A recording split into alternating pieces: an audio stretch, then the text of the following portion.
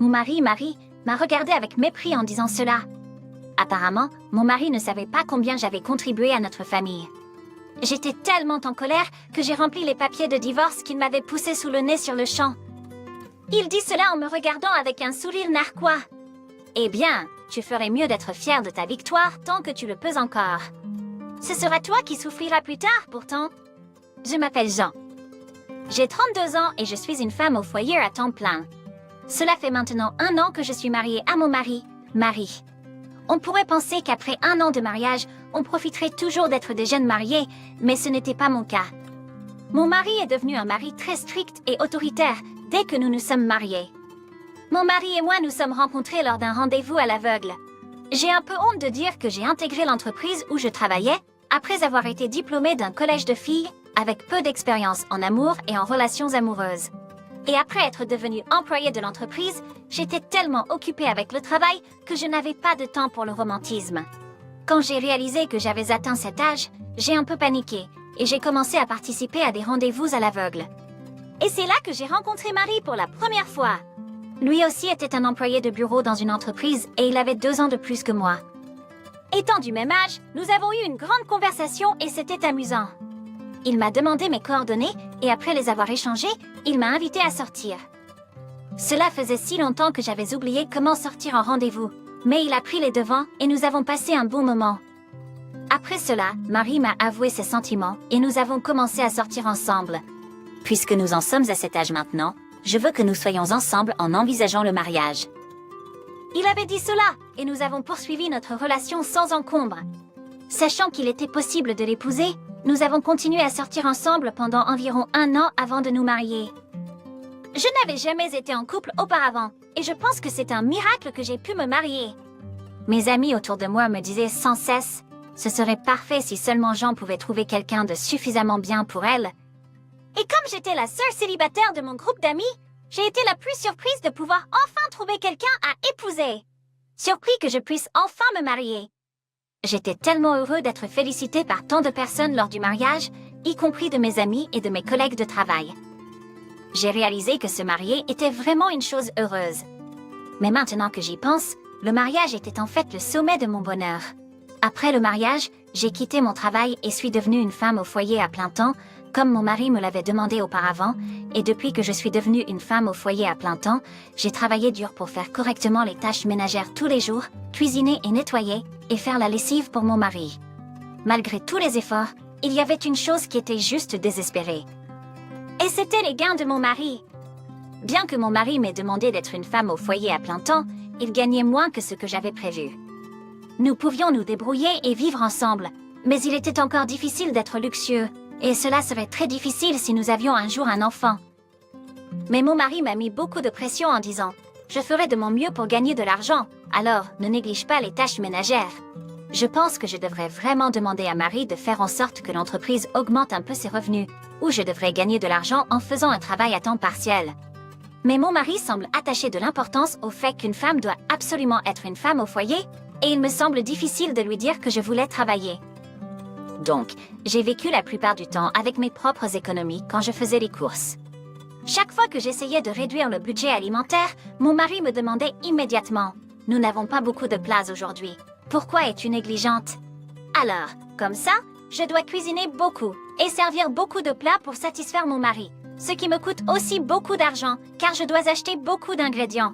Quand j'ajoute le loyer, les frais de service public et autres dépenses, le salaire de mon mari ne nous laisse au plus que 100 $ par mois. En raison de cette situation, je ne peux même pas me permettre d'acheter mes propres vêtements ou cosmétiques. Pourtant, je suis tombée amoureuse de mon mari et l'ai épousé, donc je voulais m'assurer que notre vie de couple était bonne. Mais alors, au milieu de tout cela, mon mari s'est plaint en me disant « Hé, l'argent que je peux utiliser cette semaine n'est-ce pas un peu trop peu? Je veux dire, 100 $, c'est vraiment rien. » Mais, que veux-tu dire mais? Je vais prendre un peu plus d'argent sur notre compte commun, d'accord? Oh, combien vas-tu prendre alors? Environ 300 $, je pense. Non, c'est un peu trop, tu ne crois pas? Polly, qu'est-ce que tu racontes? Si je dis que je vais prendre de l'argent, je vais en prendre ici. Mice! Depuis que Marie était trop stupide, j'ai pensé que je devais lui dire ça, alors je l'ai dit à mon mari avec audace. Avec le montant de ce que tu gagnes, Marie, nous ne pouvons te laisser prendre que 100 dollars de notre compte commun. Quoi? Il n'y a pas moyen. Ta façon de contrôler les finances de la famille n'est clairement pas bonne. Mais même si tu dis ça, je ne peux pas te laisser prendre plus de 100 dollars alors que tu ne me laisseras pas réduire le budget pour notre nourriture. Tu es vraiment une épouse inutile et méprisable. Pardon? Quand j'ai courageusement argumenté contre lui pour lui faire comprendre notre situation actuelle, il a commencé à me traiter horriblement. Si tu me défies comme ça, alors je vais te divorcer. Pourquoi dirais-tu même que tu vas me divorcer? C'est parce que tu ne m'obéis pas. Réalises-tu que si je te quitte, tu n'auras pas d'autre choix que de devenir sans-abri? Alors obéis et fais ce que je te dis de faire. Ensuite, mon mari a pris de force 300 dollars de notre compte commun et m'a forcé à joindre les deux bouts avec le reste de l'argent que nous avions. Mais quand j'ai réduit le budget alimentaire, Marie a encore une fois fait une scène et s'est plainte, comme d'habitude. À ce rythme, nous ne pourrions pas subvenir à nos besoins et nous perdions de plus en plus d'argent. Alors j'ai pris la décision de trouver un deuxième emploi. Je suis en fait très douée avec les ordinateurs et les machines et j'étais ingénieure quand je travaillais précédemment dans l'entreprise.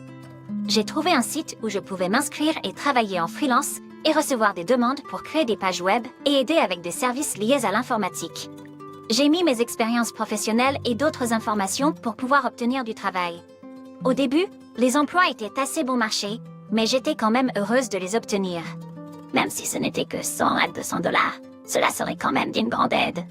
Et c'était assez amusant de pouvoir travailler pour la première fois depuis un moment. À partir de ce moment-là, j'ai travaillé dur pour obtenir de plus en plus d'emplois par moi-même.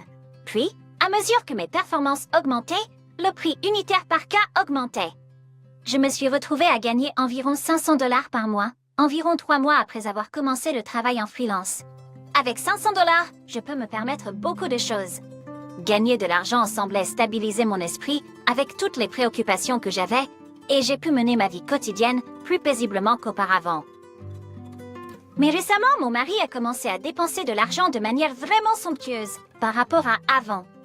Il a commencé à acheter des vêtements et des accessoires coûteux. Et est-ce que tu ne dépenses pas trop pour tes vêtements et tes accessoires? Je veux dire, comment peux-tu acheter de telles choses avec les 300 dollars que tu as? Je me suis simplement demandé comment il achetait des choses, alors je lui ai demandé. Ensuite, mon mari a dit quelque chose qui m'a choquée. Oh, eh bien, j'ai retiré de l'argent de notre compte commun et je l'ai dépensé, bien sûr. Quoi? Tu as dit que tu n'as pas d'argent, mais tu l'as vraiment bien économisé. J'ai rapidement vérifié le relevé bancaire sur l'application bancaire de notre compte commun. Il s'est avéré que l'argent que j'avais économisé à côté avait beaucoup diminué. Oh non! Puisque tu m'as menti en disant que nous n'avions pas beaucoup d'argent, je vais réduire le montant d'argent que je te donne. Fine! Et je vais prendre 500 dollars par semaine pour que je puisse l'utiliser pour la semaine. Pas question. C'est trop. Combien dois-je encore réduire? Comme tu peux l'imaginer, j'avais atteint ma limite. Je ne pouvais plus laisser mon mari faire ce qu'il voulait. Tu devrais au moins comprendre un peu mes difficultés. Je travaille tellement dur avec tes revenus limités, et je pense que tu devrais au moins me féliciter et être reconnaissante pour cela. Quand j'ai dit cela, le visage de mon mari est devenu rouge et il s'est mis en colère. Tu te moques de moi. Tu as le culot de m'insulter, hein? Waouh, tu m'as vraiment énervé. Maintenant, je vais prendre 700 dollars par semaine. Si tu n'es pas d'accord, je demanderai le divorce. En disant cela, mon mari a sorti quelques documents d'un tiroir. Je vous demande pardon? Pourquoi as-tu ces papiers de divorce? J'ai tout préparé juste pour te faire sentir menacée. Donc si tu continues à me défier, je vais vraiment te divorcer. C'est tout à fait incroyable. Comment Marie peut-elle être si arrogante et égoïste? Malheureusement, à ce moment-là, je gagnais encore peu d'argent avec mon travail d'appoint. Si possible, j'aimerais augmenter un peu mes revenus. De plus, maintenant que mon mari a pris la liberté d'augmenter le montant d'argent qu'il prendrait pour la semaine, si je n'augmente pas mes propres revenus, le coût de la vie deviendra vraiment difficile. J'ai travaillé plus que jamais et j'ai essayé de prendre plus de travail. Puis un jour, mes revenus ont soudainement augmenté. J'ai commencé à recevoir du travail de plusieurs clients quotidiennement à un prix plus élevé. Je me suis retrouvée à gagner environ 4000 dollars par mois. À ce stade, je n'avais pas besoin d'un mari qui était très autoritaire et strict avec moi, même s'il ne gagnait pas beaucoup d'argent. Puis, à ce moment-là, mon mari a recommencé à me chercher des noises. Tu n'as vraiment pas beaucoup de variété dans les plats que tu prépares. Tu es vraiment une épouse inutile et bonne à rien. Tu es une femme au foyer à plein temps, alors pourquoi es-tu si nulle pour faire les tâches ménagères? Tu n'es même pas jolie, et tu es inutile comme femme de ménage. Tu es la pire. Que veux-tu dire en tant que femme de ménage? Est-ce que tu me considères comme ta femme de ménage plutôt que ta femme? Bien sûr. J'ai épousé une femme terne et banale comme toi. Alors tu ferais mieux d'être reconnaissante que je l'ai même fait pour toi. Excuse-moi, je n'arrive pas à croire ça. Tu es vraiment la pire? Tu ferais mieux de réfléchir si tu penses que c'est acceptable de me parler comme ça. Tout en disant cela, il a sorti les papiers de divorce et les a poussés dans mon visage. Si nous divorçons, tu seras celui dans la rue, parasite. Mon mari, Will, m'a regardé avec mépris en disant cela. Apparemment, mon mari ne savait pas combien j'avais contribué à notre famille. J'étais tellement en colère que j'ai rempli les papiers de divorce qu'il m'avait jeté au visage, là, tout de suite. Mon mari a été momentanément surpris, mais semblait heureux en regardant les papiers de divorce que j'avais signés. « Tu as enfin signé les papiers, hein ?» Il dit cela en me regardant avec un sourire narquois. « Quand tu seras dehors à être sans abri, je veillerai à te filmer avec mon téléphone. Maintenant, emballe tes affaires et tire-toi d'ici. » Eh bien, tu ferais mieux d'être fier de ta victoire tant que tu le peux encore. Tu seras celui qui souffrira plus tard, pourtant. J'ai fait ce qu'on m'a dit, et j'ai fait mes valises et quitté la maison. Et je suis immédiatement allée dans un hôtel. La maison de mes parents est à la campagne, dans un autre district. Donc après avoir passé une nuit à l'hôtel, je suis retournée chez mes parents. Mes parents ont été surpris que je sois soudainement rentrée à la maison, mais ils ont été furieux en apprenant ce qui s'était passé. Après m'être un peu détendue chez mes parents, j'ai décidé de punir mon mari pour m'avoir si maltraitée. En fait, je soupçonnais quelque chose depuis que mon mari avait commencé à dépenser beaucoup d'argent pour des choses. Alors, j'avais demandé à un détective privé d'enquêter sur mon mari.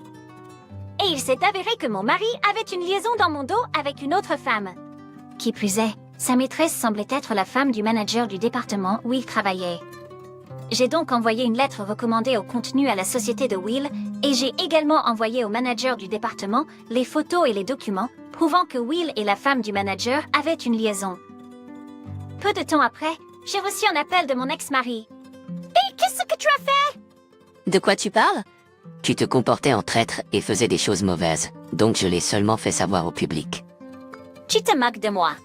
À cause de toi, je n'ai plus de poste dans l'entreprise maintenant, et je suis déjà dans de gros ennuis, tu vois? L'affaire de mon ex-mari est devenue un gros problème au sein de l'entreprise. Et tout d'abord, il a beaucoup fâché le manager du département, ce qui a apparemment donné une très mauvaise impression à la direction à propos de mon ex-mari. Ainsi, Will a subi une réduction de salaire et a été muté dans un bureau régional en guise de rétrogradation à la fin. Cela doit être vraiment difficile de subir une réduction de salaire quand le salaire est déjà si bas au départ. Je pense même que travailler en freelance ce serait bien mieux, et vous pouvez toujours gagner beaucoup plus que travailler chez Marie. Oh oui, et bien sûr, je vais aussi demander une pension alimentaire de ta part. Qu'est-ce que c'est que ce bordel? Comment oses-tu? Qu'est-ce que tu as contre moi pour aller aussi loin et me faire souffrir comme ça? Qu'est-ce que tu racontes, Marie? Tu croyais que je n'étais pas en colère contre toi pour m'avoir maltraité et dit toutes ces horreurs, puis avoir une liaison avec une autre femme dans mon dos. Oh, ne t'en fais pas, tu vas en enfer! Quand j'ai dit ça avec colère, mon ex-mari a tout à coup semblé faible et triste. Attends, je vais changer, alors recommençons. De quoi tu parles? Comment est-ce que je vais même en bénéficier? Non, j'ai un revenu, donc si tu trouves un emploi à temps partiel ou quelque chose, on peut tous les deux joindre les deux bouts. Eh bien, c'est dommage parce que je gagne déjà 4000 $ par mois. Pardon? Je gagne assez en tant qu'ingénieur freelance, tu sais? Tout ce dont j'ai besoin, c'est d'un ordinateur pour travailler, donc je peux aller n'importe où et m'amuser en travaillant. Donc il n'y a pas besoin de me remarier avec toi. Pas question. Mon ex-mari semblait vraiment choqué d'apprendre que je gagnais beaucoup plus d'argent que lui. Mais cela ne me regarde plus. Eh bien, je n'ai plus rien à te dire, donc je raccroche maintenant. Oh, attends. Sur ce, j'ai raccroché le téléphone et bloqué tous les appels entrants de Marie. Après cela, j'ai obtenu une ordonnance restrictive contre Marie pour l'empêcher de venir chez mes parents et j'ai déménagé en Thaïlande, ce qui me trottait dans la tête depuis longtemps. Actuellement, je vis une vie confortable, travaillant de chez moi tout en vivant en Thaïlande où le coût de la vie est assez bas et raisonnable. Ayant suffisamment vécu dans ma vie amoureuse, je pense que je vais continuer à profiter de ma vie seule en Thaïlande. C'est assez lamentable que Marie ait un faible revenu, même si c'était le mari et qu'il agissait de manière arrogante comme ça. Et c'est dégoûtant qu'il ait aussi eu une liaison. Un homme comme lui devrait vraiment aller en enfer, traitant ainsi sa propre femme. Jean aurait pu le punir un peu plus, ne pensez-vous pas? Quoi qu'il en soit, je suis content que Jean ait divorcé de Marie et ait maintenant une vie meilleure. J'espère que Jean continuera à profiter de sa vie en Thaïlande et sera heureuse. Merci d'avoir regardé jusqu'au bout. Veuillez vous abonner à notre chaîne. Nous espérons vous voir dans notre prochaine vidéo.